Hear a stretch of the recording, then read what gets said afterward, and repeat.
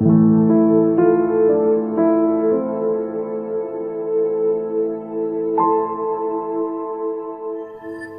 ছেলেটির জন্য কিছু করতে পারিনি। কাল সারা রাত আমি মরমে মরে গেছি। বাঁকুড়ার পলাশ দেখতে এসে গেস্ট হাউসের ঘর থেকে বেরোতে পারছি না। পলাশ না দেখলে বসন্ত দেখা হয় না বলে যাঁরা ভাবেন, আমি সেই অপরাধীদের একজন। কাল সারা রাত আমি ছটফট করেছি বিছানায়, যেন আমার পলাশ হয়েছে, বসন্ত হয়নি। আমি ছেলেটির জন্য কিছু করতে পারিনি, কিন্তু ছেলেটি আমার জন্য করেছে। সে তো কয়েকটা ভালো কবিতা লিখেছে।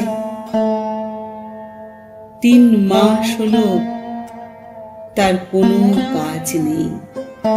তার বউ শাক পাতা ছিঁড়ে এনে 3 মাস চালিয়েছে, আর পারছে না। পড়াতে যাচ্ছি বলে ছেলেটা অনেক দূরে একটা পুকুরে গিয়ে বসে থাকে।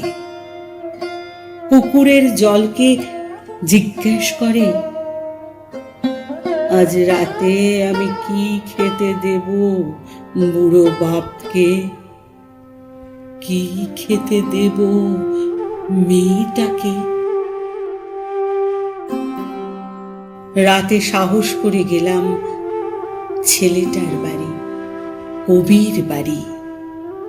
গিয়ে অবাক হয়ে গেলাম।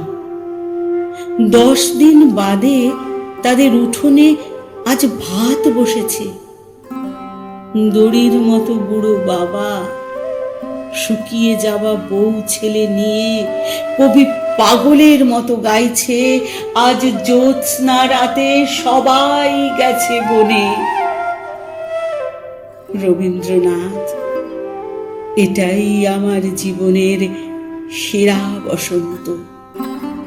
বাঁকুড়ার কবির জন্য আমি কিছু করতে পারিনি, কিন্তু সে তো কবিতা লিখেছে।